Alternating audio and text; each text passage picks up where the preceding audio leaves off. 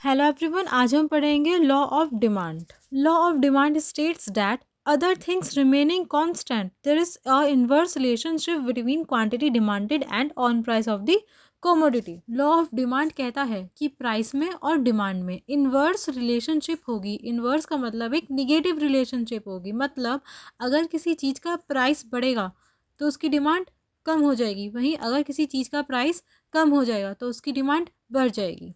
Law of demand में other things constant रहेंगी। Other things हैं वो बाकी के सारे अदर डिटर्मिनेंट्स प्राइस को छोड़ के, जैसे price of related goods, consumer income, future expectation, taste and preference. और इन्वर्स रिलेशनशिप का मतलब तो आपको पता चल गया, जब किसी चीज़ का प्राइस बढ़ेगा तो उसकी डिमांड क्या होगी, कम हो जाएगी, और वहीं जब किसी चीज़ का प्राइस कम हो जाएगा तो उसकी डिमांड बढ़ जाएगी। ये बहुत सिंपल सा टॉपिक है और बहुत ही इम्पोर्टेंट है। बस इसमें क्या होता है, प्राइस के बढ़ने पर डिमांड का कम होना और प्राइस के कम होने पर डिमांड का बढ़ जाना।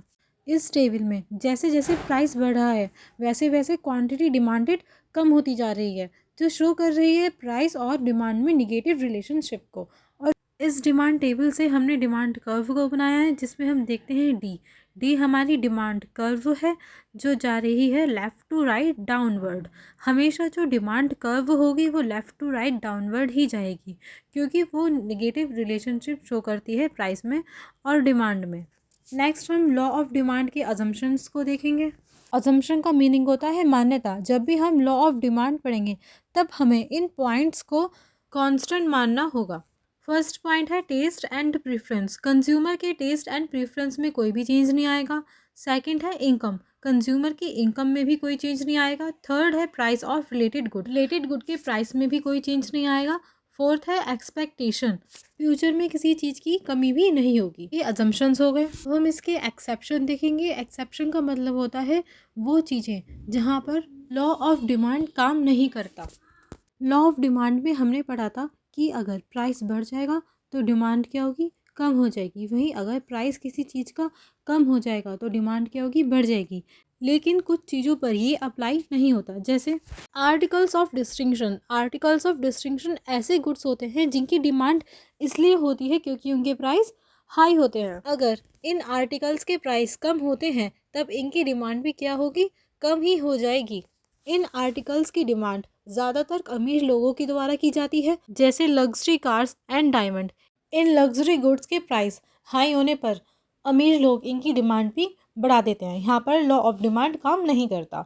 सेकंड है Griffin goods. Griffin goods highly inferior goods होते हैं, मतलब वो गुड्स जिनके प्राइसेस बहुत ही कम होते हों, और ये स्टेपल फूड होते हैं। स्टेपल फूड जो कि हमारे कंजप्शन के लिए ज़रूरी होते हैं, जैसे कि वीट। इसलिए अगर इनका प्राइस बढ़ता भी है तब इनकी डिमांड भी क्या होती है, बढ़ जाती है। अगर वीट का प्राइस बढ़ेगा तो वीट की डिमांड भी बढ़ेगी। यहाँ पर भी लॉ ऑफ डिमांड काम नहीं करता।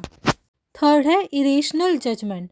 Law of demand fails when consumer जज the quality of commodity by its price. जब हम किसी प्रोडक्ट की क्वालिटी को उसके प्राइस से जज करते हैं तब हम इसे इरेशनल जजमेंट कहते हैं। जैसे मार्केट में एक नई कोल्ड ड्रिंक आई है जिसका प्राइस 10 रुपीज़ है, वहीं अदर कोल्ड ड्रिंक का प्राइस 20 रुपीज़ है। इस केस में मोस्टली लोग उस 10 रुपीज़ की कोल्ड ड्रिंक को, जिसका प्राइस कम है, जज करेंगे उसकी क्वालिटी से।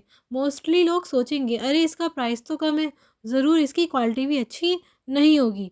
यहाँ पर प्राइस कम होने की वजह से डिमांड भी उस कोल्ड ड्रिंक की कम ही होगी। इसलिए इरेशनल जजमेंट के केस में भी लॉ ऑफ डिमांड काम नहीं करता।